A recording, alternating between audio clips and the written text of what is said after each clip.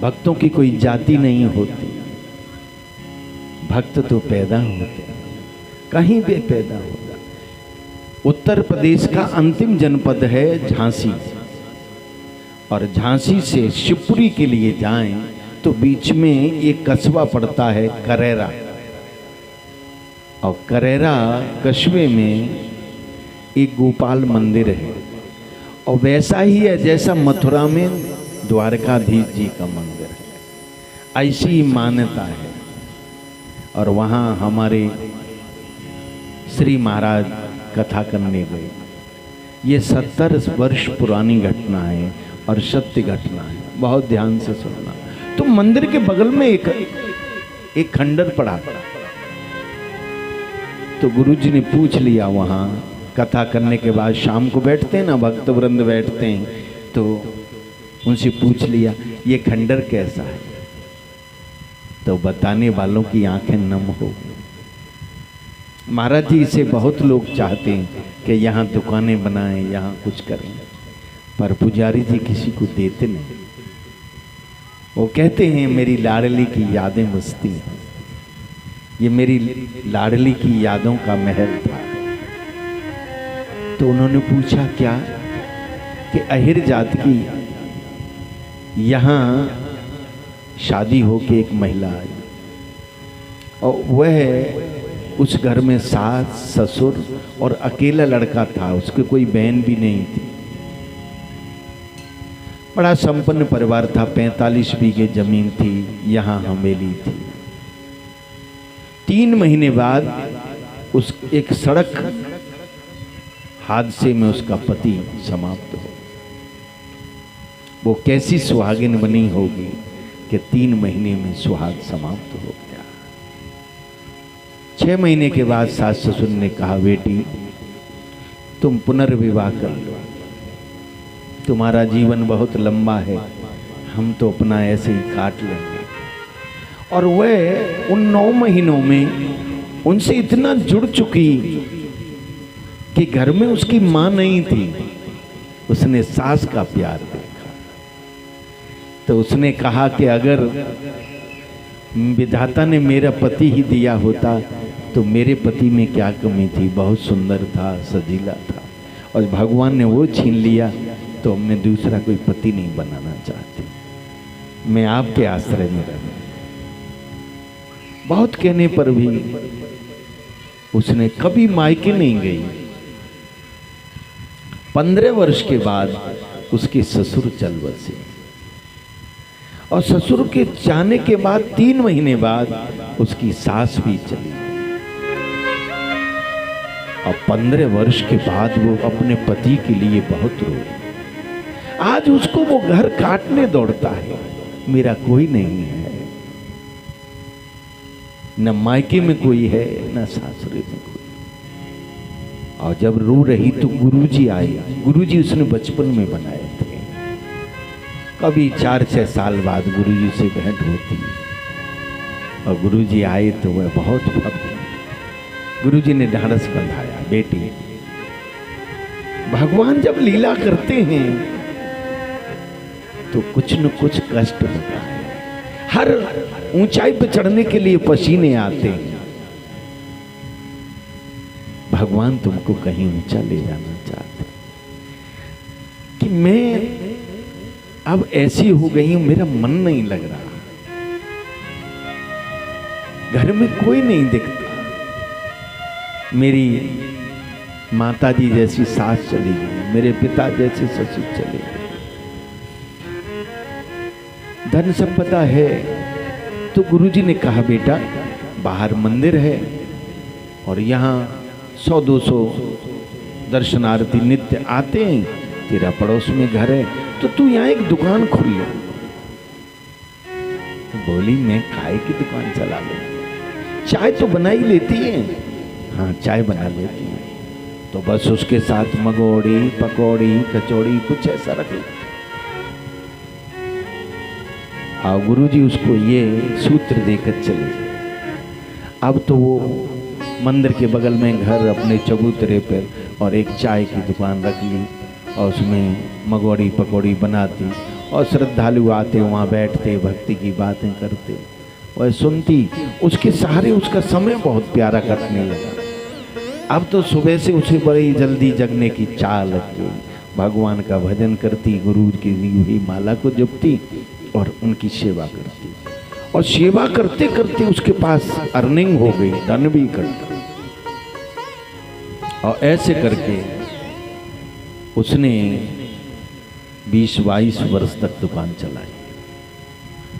और एक दिन सो रही, और बहुत ध्यान देना, सोते सोते उसने सपना देखा। सपना देखा कि मैं मर गई हूं, और मर गई हूं तो मेरी परिजन आए हैं, कोई टीवी ले जा रहा है, कोई संदूक ले जा रहा है, कोई मेज ले जा रहा है, कोई फ्रिज ले जा रहा है, कोई पैसे ढूंढ रहा है, सब सामान लुट रहा है। अब उसकी सपना देखते देखते सांस फूल गई, एकदम चीख गई। जब आंख खुली, आप पसीने पसीने। ये 3 बजे की बात रही है। मैंने कैसा सपना देखा है। 1 घंटे तक वो बड़ी भयभीत रही। 1 घंटे बाद उसे ऐसा ढांढस बंधा कि सपना क्या, ये सच है, एक दिन मैं मरूंगी, और मरूंगी तो ऐसा ही होगा। ये सामान लोग लूट ले जाएंगे। मेरे जीवन में कोई नहीं आया, कभी किसी ने ये नहीं कहा कि तुम अच्छी हो, तुमने जीवन बहुत अच्छी तरह काटा, और मरने के बाद सब लोग आ जाएंगे, मैं क्या करूं। अपने गुरु का ध्यान धरती रही, बैठी रही। आज उसका मन नहीं करता दुकान खोलने के लिए।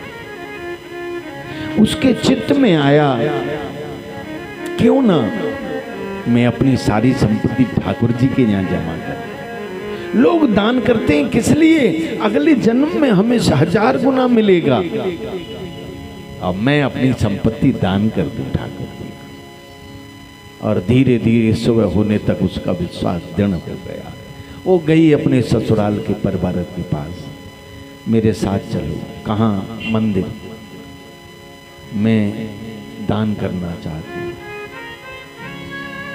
तो वहाँ आए परिजन। उसने ससुर का दिया हुआ धन, सास का दिया हुआ जेवर, और अपने जितना कमाया सब, 45 बीघे जमीन। तो पूछा परिजनों ने कि तुम क्या करोगे? तो उसने कहा यहाँ 50-100 मूर्ति नृत्य रहती हैं, इन्हीं में मैं पड़ी रहूंगी, और अब केवल भगवान की माला जपूंगी, मैं कुछ नहीं रखना चाहती। ईमानदारी से उसने अपना सब कुछ ठाकुर जी को दे दिया।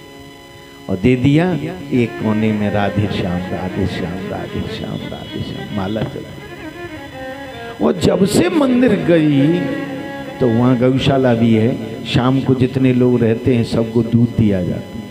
और दूध आए तो बुढ़िया दूध पिए कम, चबाए ज्यादा। तो सेवक लोग कहें, अरे भगतानी गिलास तो दे दो। तो भगतानी कहे कि गिलास तो तब दूं, पुजारी जी से कहना कि इस दूध में मेवा बहुत डालते हैं। अब मेवा तो मेरे दांत भी कमजोर हैं, देर में चबाई जाती। अब सेवकों ने कहा कि मेवा, दूध तो हम लाते, मेवा तो इसमें डालते नहीं।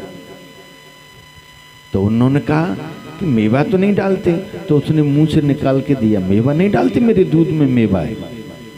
अब तो आश्चर्यचकित पुजारी जी से कहा। उस समय श्री रज्जबदास जी श्री वैष्णव संप्रदाय के वहां 40 वर्षों से सेवा कर रहे थे। तो रज्जबदास जी ने कहा, क्या भगतानी के दूध में मेवा? मेवा तो हम नहीं डालते। उन्होंने कहा, ऐसा है, ये दुकान करती रही है तो हो सकता है इसे खाने की आदत हो, कहीं से लेती हो। तो उन्होंने कुछ टीम बनाई, इस भगतानी पर नजर रखो। तो 12-14 आदमी एक घंटे, और बुढ़िया बेचारी बैठ जाए कोने में, राधे श्याम राधे श्याम राधे श्याम मांगा जब। और जब भोजन की बारी आई तो भगतानी की सब्जी में और घी तैर गया। अब वो कहने लगी मुझे कम घी की आदत है, पुजारी जी से कह देना मेरी इसमें सब्जी में घी बहुत डालते। उन्होंने कहा भोजन में घी तो हम डालते नहीं। तो उसने कटोरी दिखाई, कटोरी में घी तर।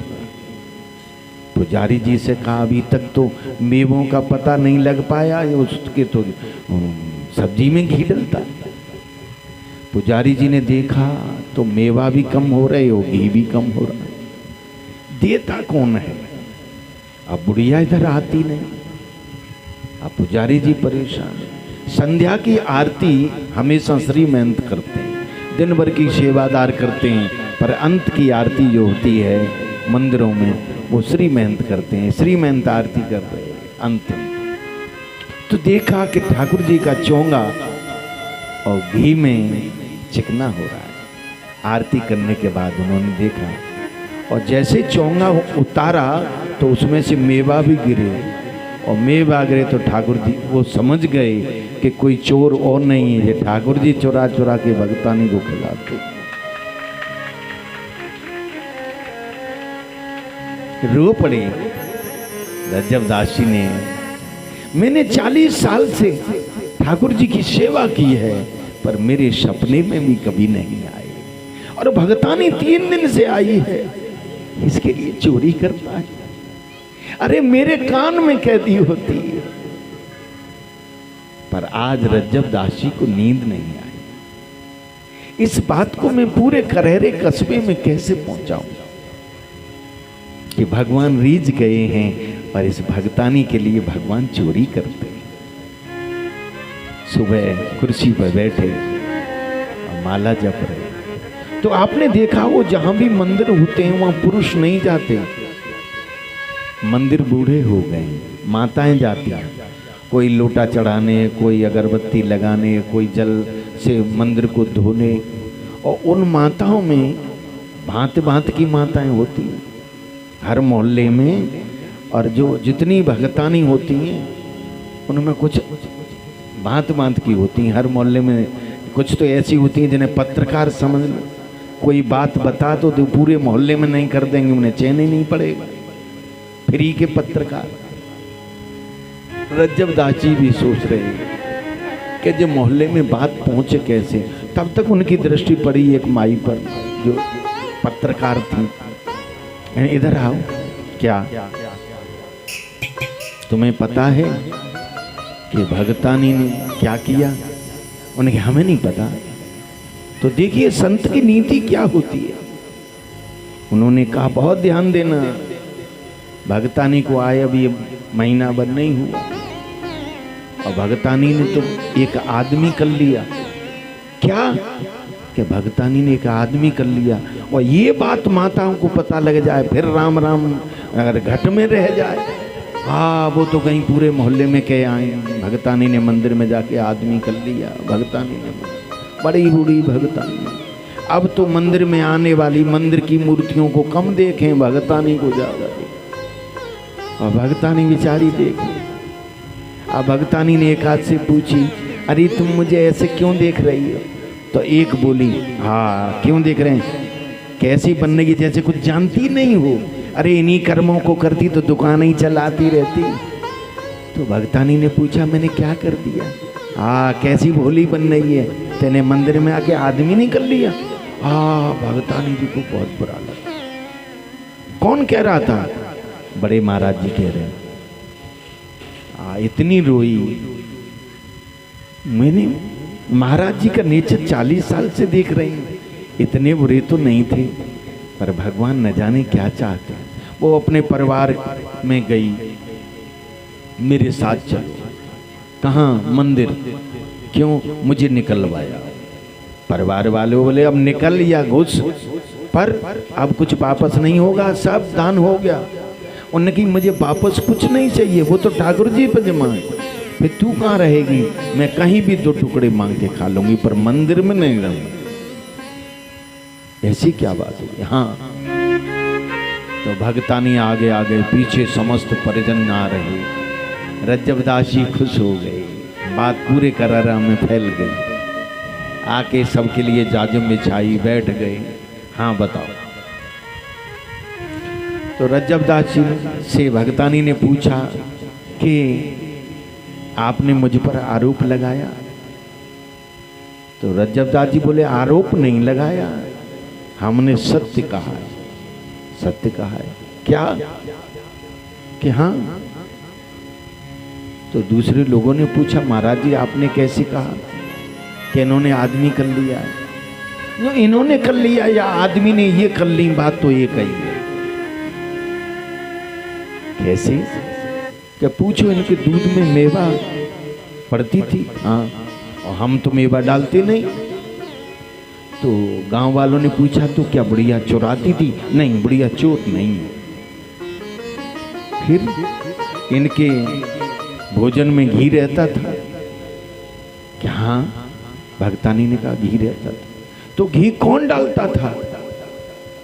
तो सब गांव वाले बोले आप डालते होंगे, सेवक डालते, हम में से कोई नहीं डालता। तो आज रज्जबदास जी कहते हैं कि दूध में मेवा और भोजन में घी, डार डार रसिया डार भगतनी बिगारी है।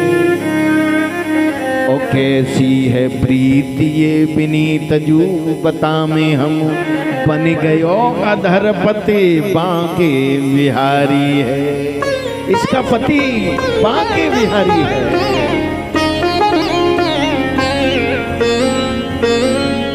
देखत अफसोस और मन में संतोष दृढ़, सुगर ना बनी देखो जोड़ी तुम्हारी है।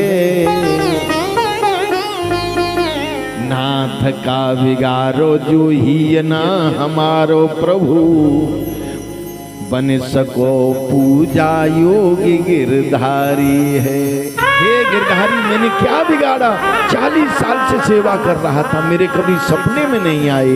और ये बुढ़िया 70 साल की और आप 12 साल के, कैसी जोड़ी बनाई है। सब गांव वालों ने कहा अरे देखो भगवान प्रकट हो गए, प्रसन्न हो। आज बुढ़िया ने कहा मैं अब मंदिर में नहीं खाऊं, क्यों भगवान को मेरे लिए चोरी करनी पड़े। तो बड़े बड़े सामंत सेठों ने सुना तो आए कि आज से तुम हमारी रसोई में चला करना, हमारा घर पवित्र हो जाएगा कि भगवान आप पे दयालु। भगतानी ने किसी से कुछ नहीं कहा। संध्या हो गई और लोग ये कह के चले गए कि आज के बाद हम तुम्हारे सुबह का, दोपहर का, शाम का भोजन आपको ले जाया करेंगे और अपने यहाँ कराया करेंगे। तुम्हारा नहीं मन है तो मंदिर में मत पाओ। संध्या को कोई जन लेने आए, भगतानी ने मना कर दिया, मेरा मन नहीं। तो मंदिर से और भोजन की थाली आई, लो भगतानी भोजन पा लो। तो भगतानी ने कहा नहीं, मैं मंदिर का कोई ग्रास नहीं लूंगी। तो कहीं क्यों लोगी? अब कल से तुम्हें बड़े बड़े सेठों की रसोई खुलेंगी, चांदी के बर्तनों में तुम्हें भोजन मिला करेगा, बड़े बड़े गलीचों में उतरा करोगी, बड़ी बड़ी लग्जरी गाड़ियां तुम्हें लेने आया करेंगी। संध्या को सब सो रहे हैं, लेकिन भगतानी रो रही है। और क्या कह रही है? नाथ को नाम कियो बदनाम, विरागिन सून विवाद बढ़ाऊं।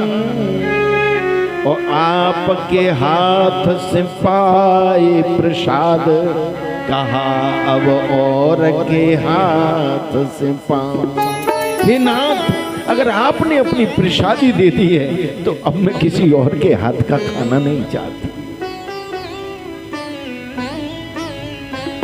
ऐसा भगवान किसी के जीवन में दिन न लाए कि किसी और की रसोई में खाने जाना पड़े। आपका प्रसाद पाकर मैं धन्य हूं। रोती रही भगवान, अब किसी के मुझे दर दर न भटका। 3 बज रहे थे और 3 बजे वो संकल्प उठता है।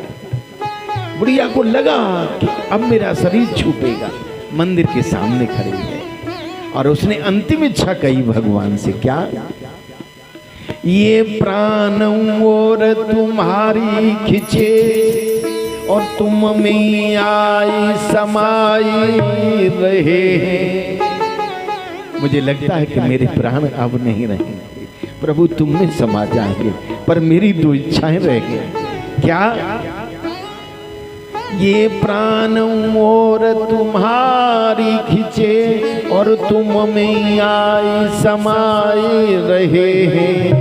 हाथ ये पाए पखारन को द्रज देखन को तरसे रह गए हैं। मेरे हाथ में पैर आपके पखार लेती और आंखों से भगवान को देख लेती, मेरी दो इच्छा रह गई। इसी समय पे एक घोर आवाज हुई और इतनी भयानक आवाज हुई कि पूरा करारा हिल गया, मानो कोई भूकंप आ गया।